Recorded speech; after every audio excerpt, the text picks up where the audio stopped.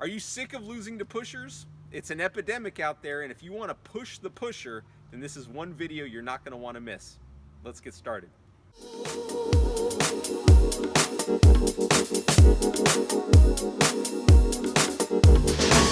Hey there, Ramonosa with you here, and this week's video comes from a question from Jim Lewandowski. And Jim, if I just butchered your name, I apologize. But Jim says, howdy.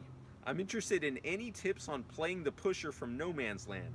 I have no solution for these guys. I hit a powerful forehand from the baseline. The opponent simply bounces the ball off their racket. It returns low with backspin just past the service line. This is not an opportunity shot, and I typically hit a weak response from this position.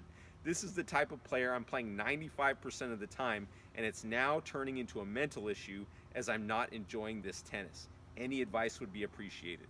First off, Jim, let me assure you that when I started playing tennis, I got this kind of player all the time. And if you're watching this at home, you can probably resonate with this. Step one, get rid of those guys. No, I'm just kidding. All right, so we got to play these guys somehow, right? So here is the trick. In this video, I'm going to show you 3 tips that's going to help you neutralize the pusher and turn the tables in your favor.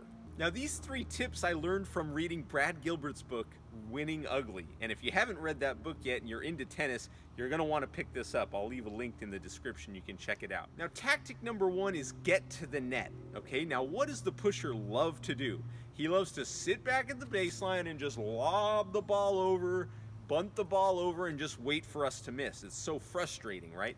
So one way we can combat that is to turn the tables and come into the net and make his butt hit it a passing shot or some kind of legitimate tennis shot that actually requires some skill. So Jim, in your case, you got the low ball kind of around the service line. You have 2 options with this ball. Well, you have 3, but 2 we're going to talk about here.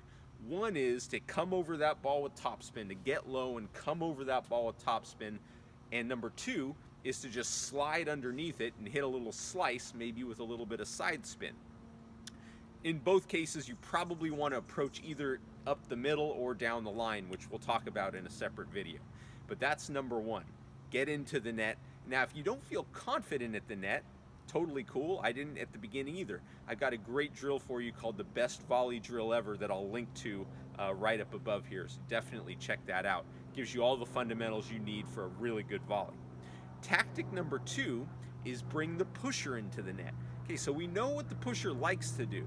We want to make him do what he doesn't like to do or that he's not comfortable with, and that is bring him into the net. You can do that with a little drop shot, which I just happen to have made a video on. So I'll link to that in the description here. You can check that out. All the things that you need to hit a masterful drop shot, bring him into the net, and then you can either rip that powerful forehand right at him, you can lob over his head, or you can make him hit a volley. He might not even be able to hit a volley.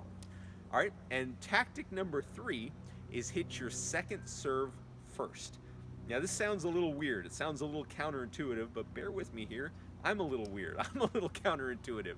What you want to do is take the pace away from the pusher because the pusher thrives on your pace. That's why he's able to win so many matches. You rifle the ball at him, he bunts it back, and it's coming back with good amount of pace without him having to do anything. So let's make him actually create something off your return. Hit a little spinner on your second serve and see if he can do anything with it.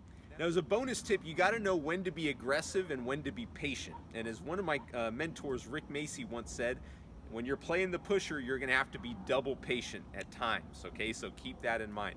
In the meantime, if you found this video helpful, do me a favor and click the like button down below. Leave me a comment and let me know what I can make for you in the future to help your game. And make sure to subscribe because I make 2 of these videos a week for you now. And don't forget to share this with a friend who is also struggling with the pusher. All right, thanks again for watching. I'll see you soon.